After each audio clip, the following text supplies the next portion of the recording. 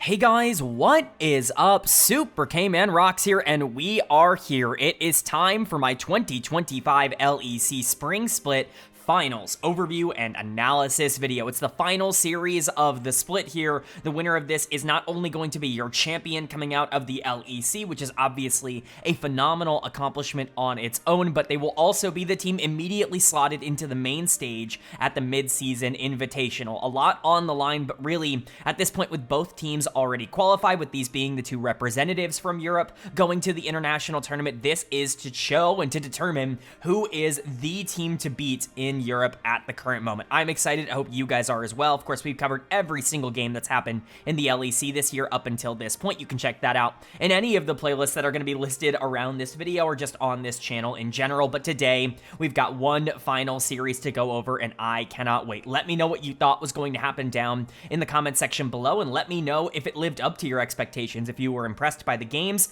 if you were a little bit let down by the games. I'm always curious to know where you guys stand on some of those things, but without further ado, let's go ahead and jump into the content. If you are new here, what we are going to do is go game by game, talking about the advantages and disadvantages that each team was able to generate. I'll be giving a player of the game and a dud of the game for each game that we cover, and at the end of the series, I will be giving a player of the series, or in this case, a finals MVP to wrap everything up. Nothing to preview, nothing to talk about. Of course, we already know the two teams going to MSI, so at this point, it's just about who can take home the win here today and get that trophy up in the rafters. Without further ado, let's get into the content itself. Of course, you can already kind of see it up on the screen now, but the finals is a matchup between the number 4 seeded G2 Esports and the number 3 seeded Movistar KOI. Neither of these two teams coming into the playoffs as a top 2 seed, yet both of them being able to make their way here through different methods, I will definitely say. Of course, you know, KOI kind of having to go through K-Corp twice, but both of them winning their first round series, which gave them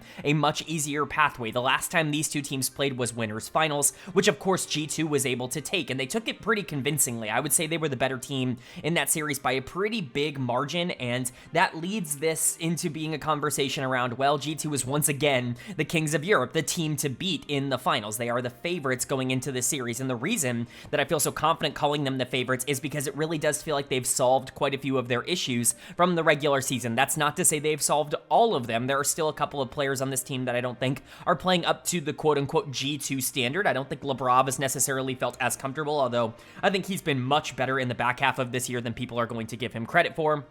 I don't think Broken Blade has been in crazy form throughout 2025. I think that, especially in comparison to his career standards, he has had better years in the past for sure. And so far this year, he's actually had a couple of series where I've been able to point out some of the major negatives, and he's lost quite a few games for G2, and so he's going to need to step up. I think the thing that makes you feel better about that situation is not only does Broken Blade typically step up in the playoffs, but he's somebody who was really good in their win over KOI last time around. And Mirwin is a player who can already be pretty feast or famine, all things considered. And so if Broken Blade and Labrov can step up, Skewmond has really been finding his form as of late. Even if I am lower on his individual skill set right now than maybe a lot of other analysts are, he's been incredibly productive, and in their wins, he's been very important.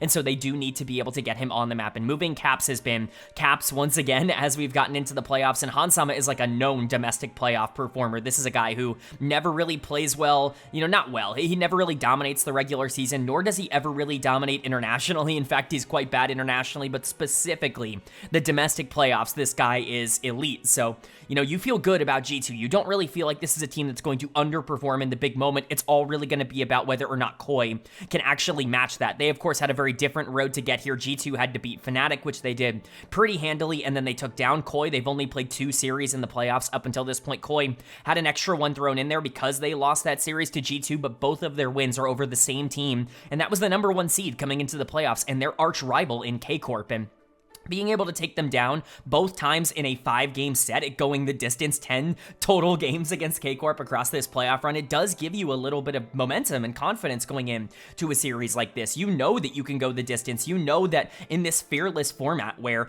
Game 5 is very scary for a lot of teams that have not necessarily approached it before, you can feel comfortable and confident knowing that if you get there, you have the tools to be able to make it work because you've already been able to do that twice. And I think that there are a couple of players who are just in unbelievable form right now, most specifically specifically the bot lane for KOI has been absolutely tremendous throughout this entire playoff run. I gave player of the series to Alvaro for that lower bracket finals, the semifinals win over K-Corp, and I gave it to Supa for that first round matchup they had over K-Corp. This bot lane has been incredible across this playoff run, and I'm not surprised. I don't think anybody should be surprised, but when you're going lane by lane and talking about where the advantages are for each team, I would say bot lane is firmly in favor of KOI in terms of just how I would imagine these match up. Hansama and Labrav are not as good as Supa and Alvaro. I feel pretty confident in saying that, and so that's where I would imagine KOI gets a pretty big advantage. And the other player that I think is obviously the big turning point, Jojo Pyun in the mid lane. He was exceptionally good against K-Corp. He's made some very big plays in the back half of these games throughout this playoff run to get them here in the first place. He's not always going to be the most consistent, especially pre-15 minutes, but you get him in a team fight, and I can't even count how many times he's made the most important play of the game in one team fight at the end of the game. Like, it's actually astounding. Like, regardless of what his KDA is, you put him in a position to be able to make the big moment happen, and he's going to make it work. And Caps is a player who can sometimes falter in those situations, not because he's bad, but because he's aggressive, and he can step up. If Jojo's going to be really aggro, looking to try to capitalize on some missed positions, there are going to be opportunities for him to be able to take advantage of that. Elyoya has been incredible. He completely out-jungled Yike in their series against K-Corp. Mirwin, definitely had more questionable form, I would say, in the playoffs. He's not been the biggest negative, but at least going into this series, he's the player that I'm the most concerned about. If he can win on the top side over Broken Blade, that is like a death sentence for G2. I think that might even be the most important matchup in the entire series here, because if Mirwin is really good, then all of a sudden G2's options are literally play through Skewmon, Caps, and Hansama, and that just is not how G2 like to win games. Like, they're not going to be consistent in that regard. So, I'm really going to be watching that. But again, if Jojo is better than Caps, that's huge. If the bot lane is the best lane in the entire series, which again, I think is pretty likely in this instance, then KOI's going to be in a good spot. That being said, a lot of those things have to go right. Multiple of those things have to go right. That's why KOI are underdogs. If G2 can just play their own game, if Broken Blade and Caps and Hans, these experienced G2 players, can step up like they have throughout every run they've been on as a team, then they're going to be just fine, but they do actually have to go out and execute on that. So I'm excited. G2 was my prediction. I predicted 3-1. I thought KOI would win game 1, as G2 is known to drop, and then G2 would be able to come back and win 2, 3, and 4. We'll see if I end up getting that one correct, but the only way to know is to go game by game, and that means starting with game number 1. So let's get right into it. The winner of game number 1 was Movistar KOI. They are going to take game number 1. They're going to go up in this series 1-0, and this was kind of predicted. Now, what wasn't predicted is how we ended up getting here, because this was one of the most clinical, tactical games that we have seen out of LEC teams throughout the entirety of this year. This was honestly an incredible performance from both sides. I even think G2 had some incredible macro in this one, but KOI's macro was just a little bit better, and certainly their team fight execution down the stretch was a little bit better. People are going to criticize the fact that this game was a little bit slow, and honestly, when you see Western teams play slow, oftentimes it's because they're playing scared and they don't want to make mistakes. I think that there was part of that here in game number 1. Neither team wanted to drop this first game and go down in the series, but I don't think that was like the core reason that this game was slowed. I just think that neither team was making gigantic mistakes, and that meant that it was pretty difficult for the other team to be able to capitalize and kind of push themselves forward. Both teams were very clinical in the early part of this game. I do think that favored KOI, at least to a lesser extent than G2, or a slightly stronger extent than G2, I guess, is to the point I want to make, because I think they scale better in this game. I think most people would agree with that, and we'll talk about that when we get into the breakdown of the draft, but I cannot stress enough, this was a very calm, cool, and collected game from both teams, and KOI's execution and their draft just set up a little bit better for late game dominance, which they were able to capitalize on. For G2 on the other side, really not that bad of a game. A couple of small errors in the late game team fights that really kind of, ended the game prematurely. I think when you're playing around Kalista Nico in the bot lane, you do need to establish that pressure early. If you're not up in gold by a lot going into the later half of the game, it's just really hard for this team to be able to win 5v5s, because you don't have a ton of consistent damage without Kalista being fed. Now, that being said, Hansama was in an okay spot, and the problem did not come down to the Kalista not being relevant enough. It just came down to execution, where KOI was a little bit better. But again, we will get into it, starting with draft. That's how we always start these game breakdowns, is talking about the two drafts. I think that there are good and bad moments for both teams. I think G2 definitely indexing more into a comp that doesn't really want a 5v5, if only because I'm very concerned about how the damage profile comes together later on in the game. I know I'm a bit lower on this, but I don't think Talia can really be a secondary option option for your team in team fights in the later part of the game, unless you're just super ahead. Like, I know people disagree with that, and generally that's just where people stand, but I think Talia's advantage is moving around the map and being able to link up and, you know, perhaps push forward a jungle bot lane combination or something like that. When you've got Wukong as setup and Gnar as setup and Nico as setup, that leaves Talia to kind of have to be this big secondary damage dealer throughout the game, and I just don't know if she's going to be able to accomplish that as effortlessly as like an Ahri Gwen will on the other side, whoever ends up getting more gold. Kalista can obviously be a primary carry if in a good spot, but Kalista is also a champion that needs to snowball in order to be as relevant as other AD carries, specifically something like Xayah. So to me, when you look at this draft, it's very easy to call out that G2 was kind of playing to win early, and it just didn't end up getting a big enough lead to do so. KOI, not the like most scale-oriented team. Of course, Xin Zhao Ahri is a mid-jungle duo that wants to spike in the mid-game, that wants to be able to skirmish and get a lot of picks throughout that stage, but you do have late-game insurance policies in the Gwen, in the Xayah, that are going to be able to bail you out in team fights. Ironically enough,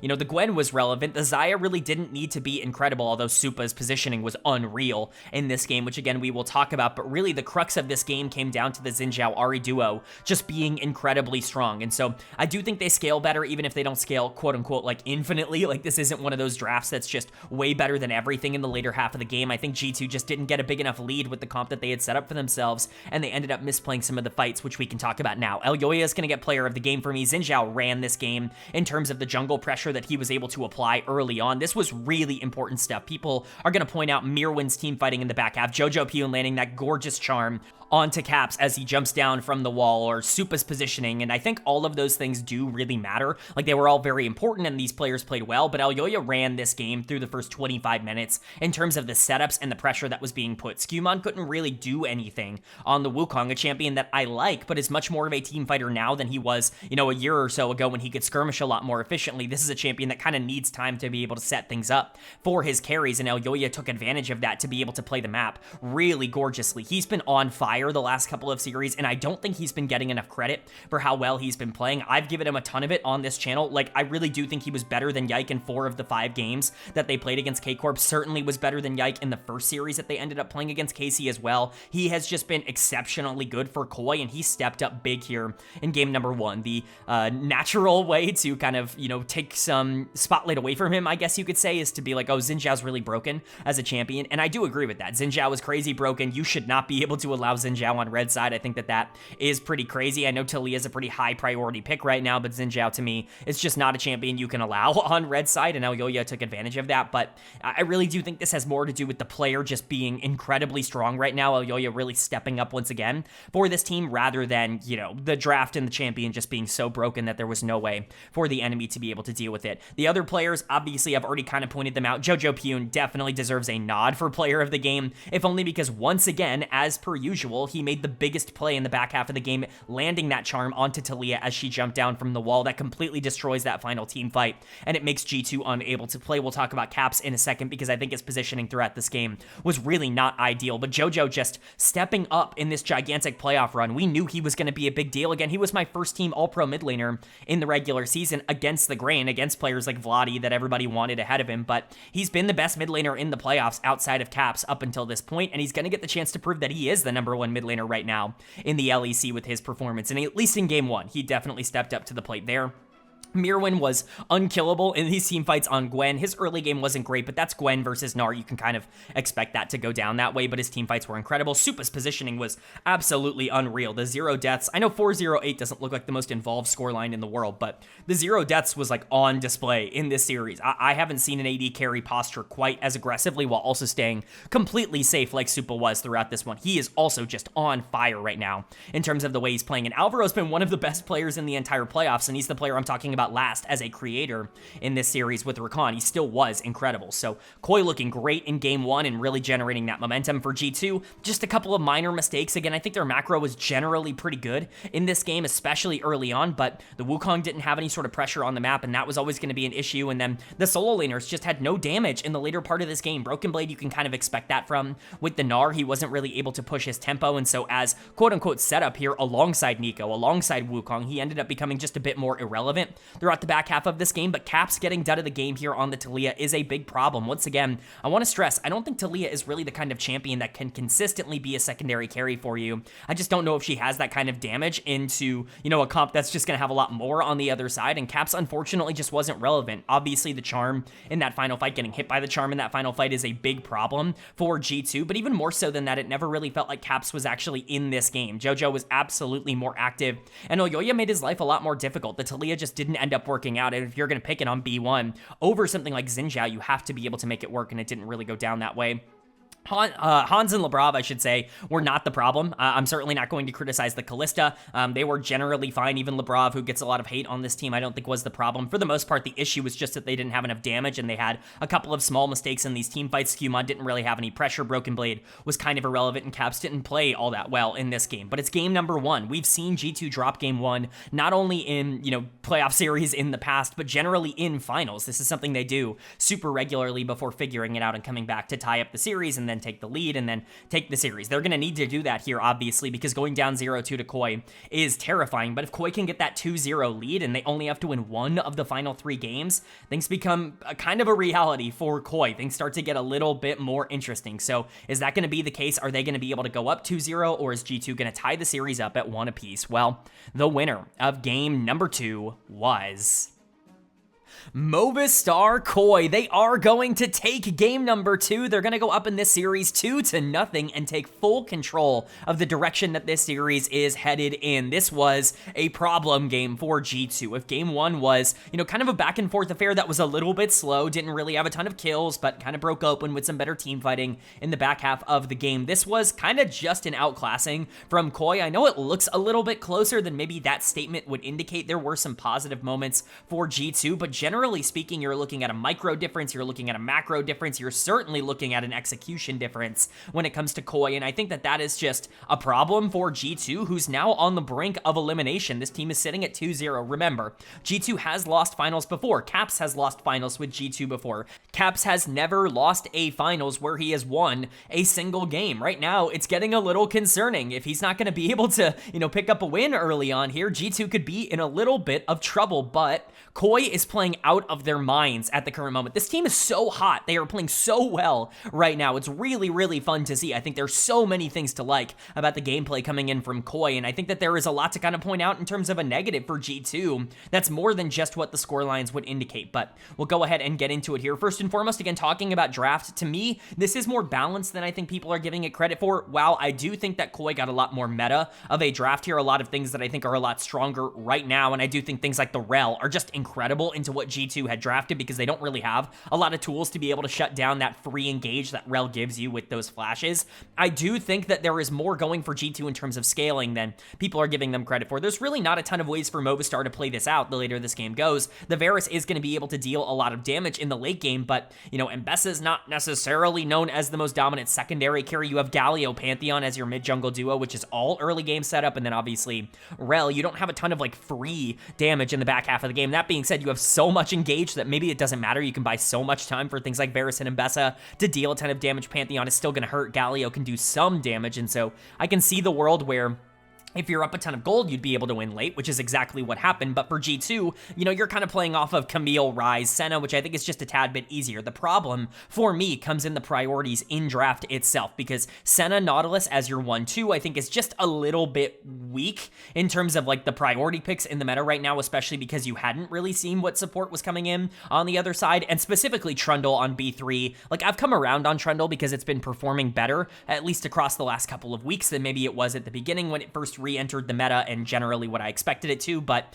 this is a horrible time to pick Trundle, because what this does is it doesn't really give you that free engage or that front line that you're going to need for the later part of the game. You're playing around this Ryze in the mid lane that you end up taking on B4 to match the macro potential that Galio ends up offering, and the problem is Trundle can't really contribute to that at all. Pantheon Galio is always going to have more tempo in the mid game than something like Trundle Ryze will, which I just think kind of turns this draft around. Again, that being said, Senna on B1, just not what I would go for. Camille on B5 is generally fine because, again, it gives you more damage, but I'm very concerned about the lack of actual playmaking tools coming in later on in the game, and that ended up being a real issue for G2 that we will talk about. But player of the game is obvious. I mean, anybody who watched this should come to the same conclusion. Alvaro was unreal on Rel. This guy has always been unreal on Rel. He's the best Rel player in Europe, and it's not particularly close. He takes over games on this champion, and he's just continued his unreal run of form as of late. He gapped Labrov. Not that all of it was Labrov's fault on the Nautilus. Again, look at this comp. He's the only way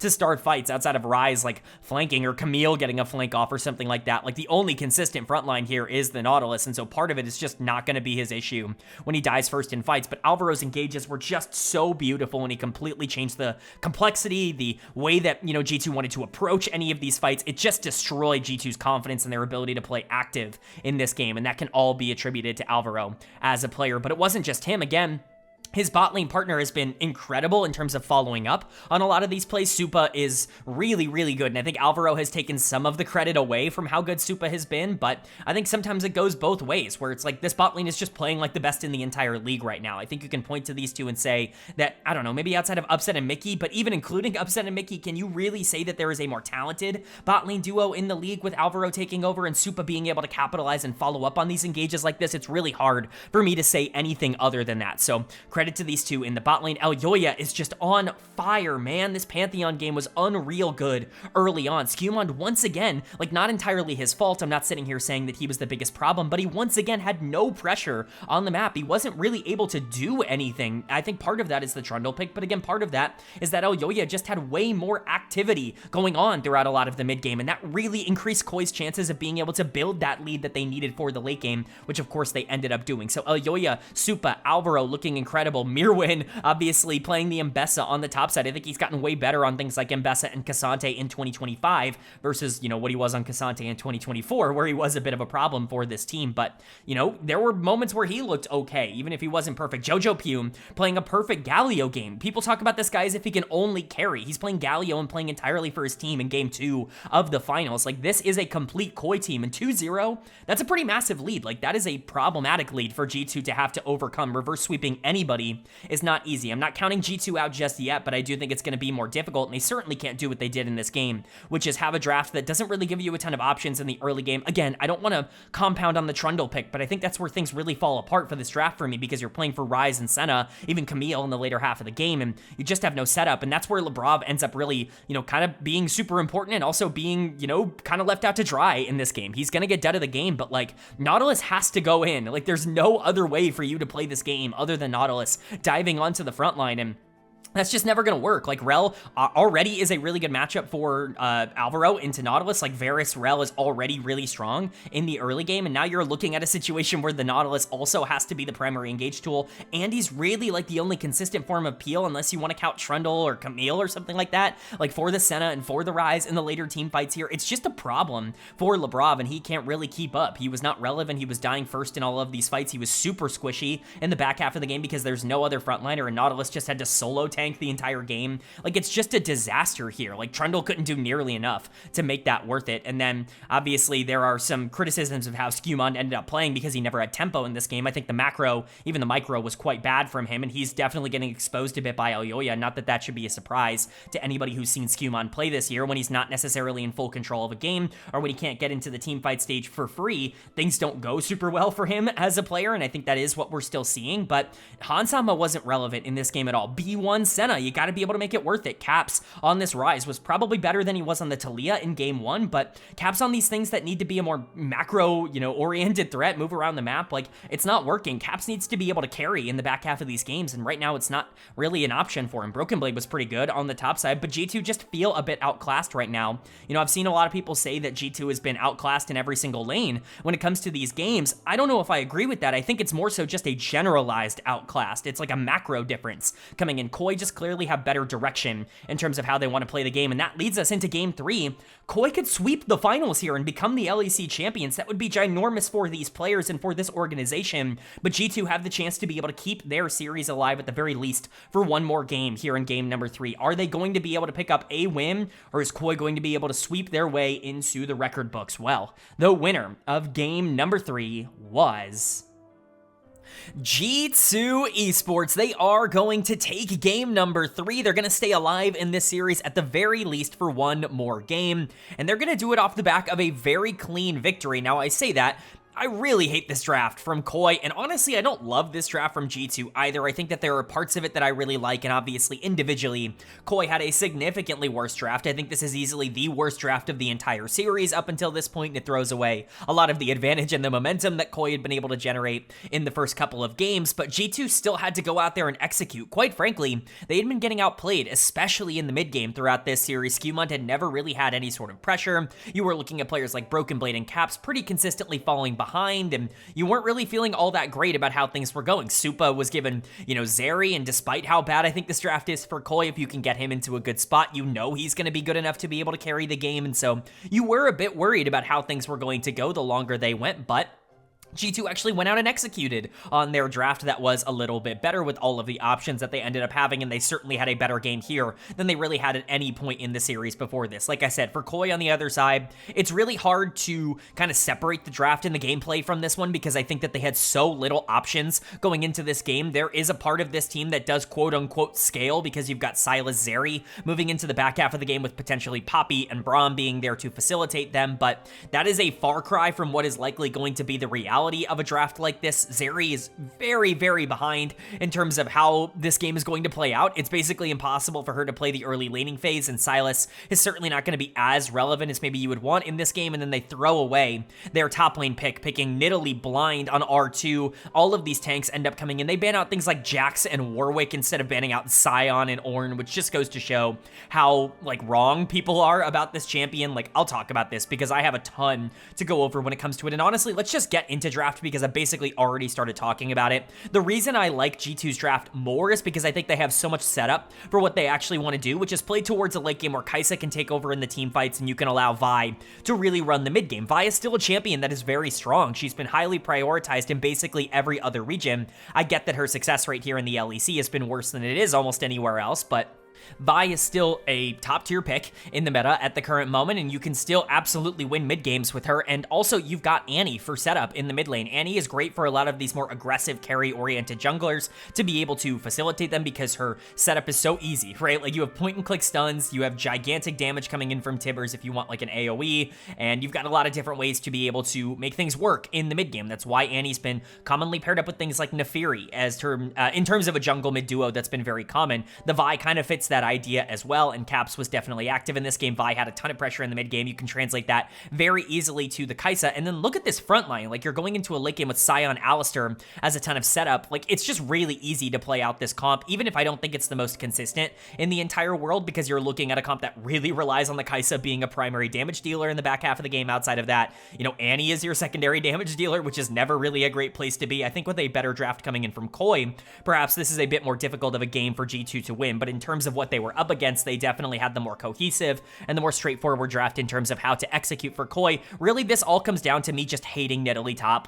I'm just gonna take a stand. I'm going to plant my foot in the ground. This pick is useless. I actually think it's one of the most detrimental things to have invaded League of Legends in quite a long time. I just don't get what it's supposed to do because, look, this game is a perfect example of just why it's so pointless, and even more so, it's so disrespectful and so ego to pick this blind early on in a draft, and it's because you're looking on the other side of this, you're seeing a Sion. Okay, Nidalee, what's the thing she does? Well, she gets up 40, 50 CS, she dominates the early game, she shuts down the laning phase of the player that she's playing into and gets this big gold lead and then does absolutely nothing with it as she moves forward in the game, because Nidalee not only doesn't scale, her damage is very weak in the later part of the game, but it's very difficult for her to execute her damage anyways because you have to land the spears, and so if you're not landing spears, you're doing no damage, and if you are landing spears, you're doing okay damage, certainly not great damage, and it's not consistent really in any regard. Outside of that, you've got the heals, and so Nidalee is just not a champion that scales, so this lead that you're generating is basically worthless. What the point of Nidalee top is to quote-unquote shut down the enemy top laner. You're always going to win lane. There's no way that you're not going to win the 1v1 early on as Nidalee, and so the whole point of it is that whoever you're playing into is going to get behind. Does it really freaking matter if Sion gets behind? Who cares? This guy guy is still going to be 10 times as useful as the Nidalee in the later half of the game, and he was full tank, and he was taking no damage at the end of the game. And so you're sitting here and you're going, well, what's the pro of picking Nidalee? Like, what are the pros versus cons of picking Nidalee? Well, the cons are very obvious. I've already pointed it out. Like, you're not going to be able to do anything in the late game. Mirwin is basically going to be, wasted gold and wasted resources because that's what Nidalee top is. Okay, well, what are the pros? Exactly. Like, there are none. There is nothing. There is nothing to talk about in terms of what this champion does in this particular instance where it actually adds value to the team. It's a complete waste of a pick and basically a free 4v5 for G2. Just, I don't get it. Like, every team just seems to be investing in this champion right now, and I think it's the most worthless thing in the entire game. Again, it went 2-3-1. Like, it did its job, and it still was useless, and it still wasn't working. And obviously, maybe it wins because the rest of the team wins by himself. But when the rest of the team is losing and all your gold's on Nidalee, good luck playing the game, and that's exactly what happened. But that's draft summarized. Like, G2 had a couple options, and KOI was playing a 4v5 where they were relying on Zeri actually being able to get gold on her own, which is obviously never going to happen because outside of, like, Poppy Braum being able to frontline in the back half of the game and maybe Sylas being aggressive, there's no easy way to get gold onto your hyper carry in this one. But talking about actual player performances, Skewmond was excellent in this one. Skewmond and Labrov, definitely the standout performers for me. Skewmond is going to get player of the game, though, in game number 3. The Vi is just exceptionally good, and when we can see it, when Skewmond is able to play out the mid game and when he feels comfortable in these circumstances, he is a really good jungler, and that's why he was able to win so many games for G2 across this split, because when he gets to play from ahead, he looks incredibly good. Now, when he has to play from behind, when he's down in resources, he's not a particularly good jungler, which is why I don't think you can consider him in the upper tier of junglers right now. It's why I push back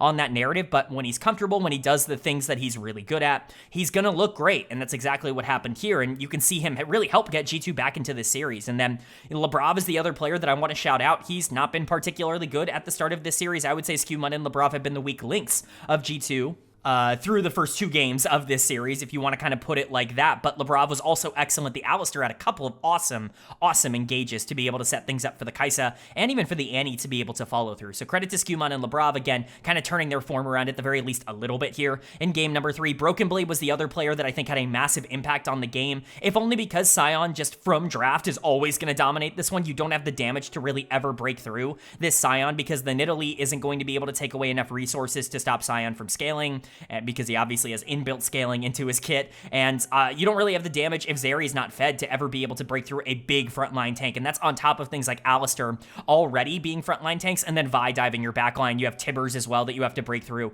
It's just a difficult situation if you don't have gold for KOI, and Broken Blade was kind of exacerbating that. Caps and Hanzama were still very good. Caps in particular easily played his best game of the series up until this point on the Annie, but for the most part, this was more the macro sense and generally the mid game that ended up breaking things open for G2. And for KOI on the other side, you can point out that a lot of these players ended up playing bad. As much as I've kind of harped on the Nidalee in the top lane, like Elyoya and JoJo just had really bad games, and if that happens, they're not going to be able to win regardless of what Mirwin is playing on the top side of the map. JoJo is going to get my dud of the game here on the Sylas. One of the worst games, if not the worst game he's played in the playoffs up until this point. You're allowed to have a game like this every once in a while, but you cannot have another one. Like, this is unacceptable if it happens more than once in the finals, and if that starts happening, I'm going to start grilling an inconsistent player in JoJo.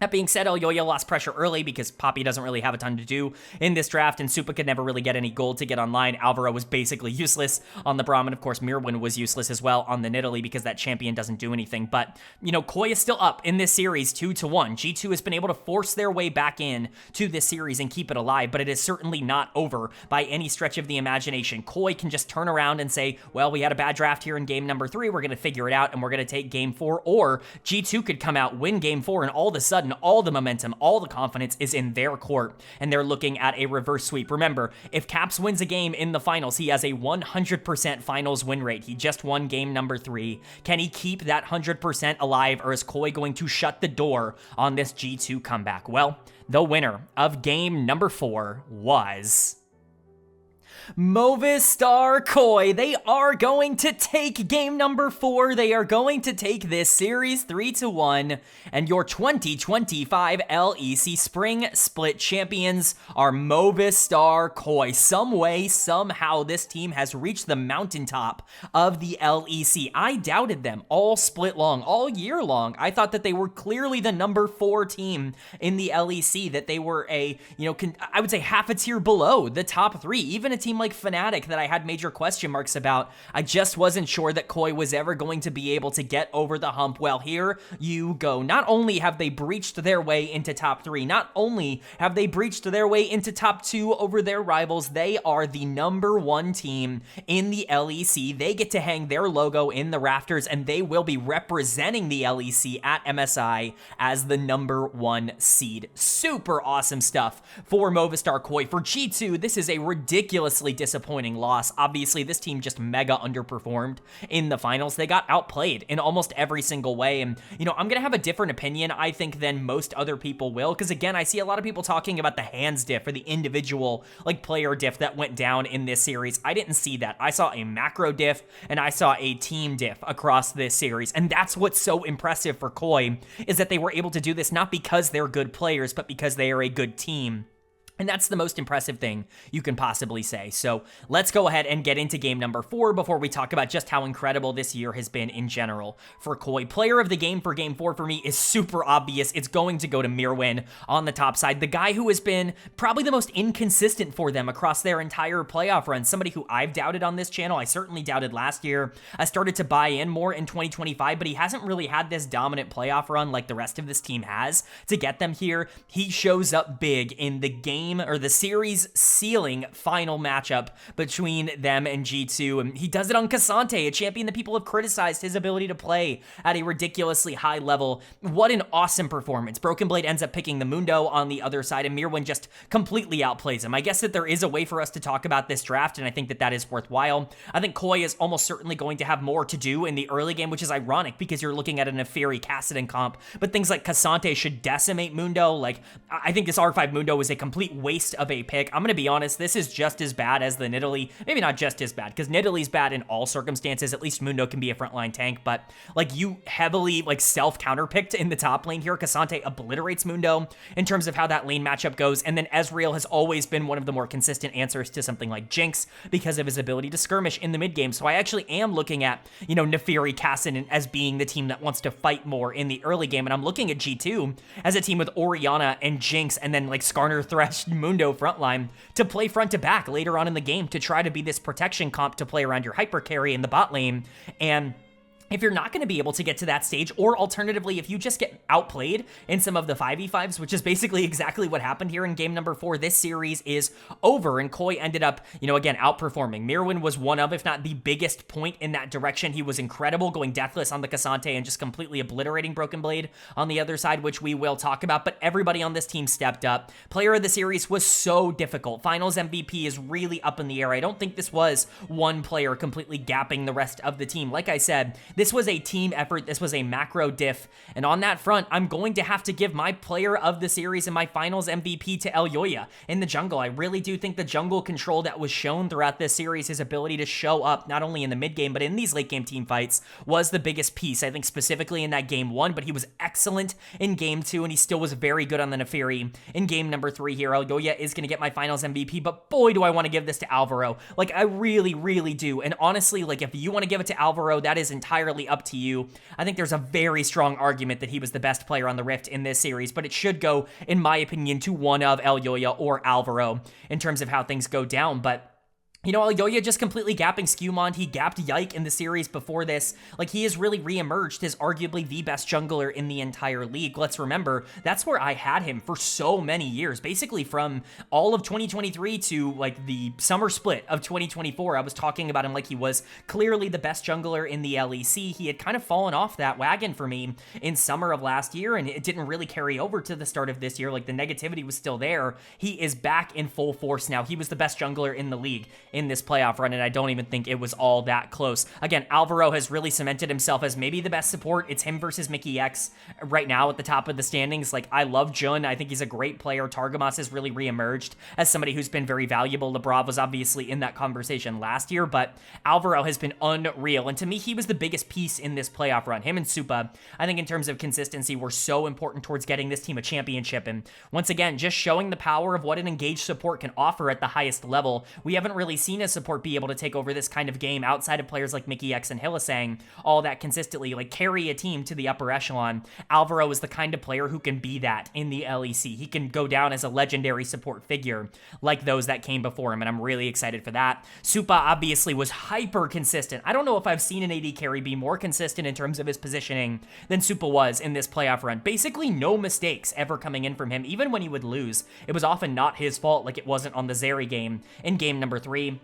And then now I get to talk about him. I get to glaze Jojo Pune, who went over to Europe talking all that shit from North America, talking about how Europe couldn't hold a candle to NA. He goes to Europe, and in 2 splits, he ends up as champion, representing the region in North America at MSI as the #1 seed. Obviously, a little bit of regional pride coming in for me as somebody who lives in America, but even just in terms of gameplay, like, I've defended this guy so much over the course of his career. He had a really bad final year in North America on Cloud9 when everything was kind of a disaster for that roster, but he has been very important, the most important player towards KOI's success across 2025, at least in the regular season. I gave him first team All-Pro, and people weren't happy about that. I talked about how he was talented enough to beat anybody, and here he is gapping caps in the finals and winning his first LEC trophy. It's just awesome to see. This guy is a true prodigy, and European fans, if you haven't been involved in the North American conversations, like, this is the guy, and I think you might have just done what we did to Europe when we got Bjergsen so many years ago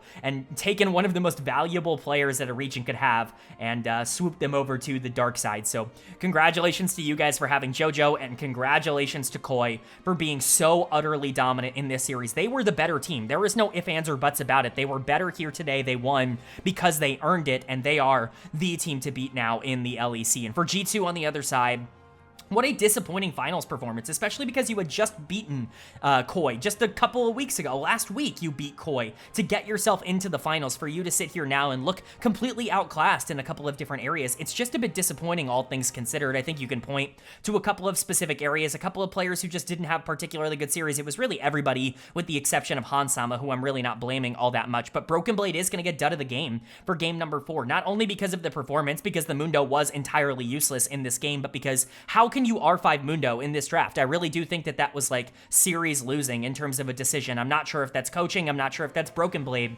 calling for the Mundo, but this pick like actively cannot play. Cassante obliterates Mundo, especially when you're playing with a Nefiri who can really punish Mundo losing summoners or anything like that on the top side. Like, I just can't imagine why you would ever pick this thing on R5. And yeah, it went exactly how I expected it to. Mundo got obliterated. I think you can also give a lot of criticism to Caps, who did not play very well in this series. He was never really an active factor. Even on the Annie game in game number 3, he was good, but he was one of the last players we ended up talking about. This is the guy in the LEC, the greatest European player of all time, and he was largely outclassed and irrelevant in the finals here. That's not good enough. Lebrov definitely showed some of his own problems. He has just never clicked here with G2 in the way that he did with BDS last year and with BDS the years before, even with Vitality, those first couple of years before that super team failed.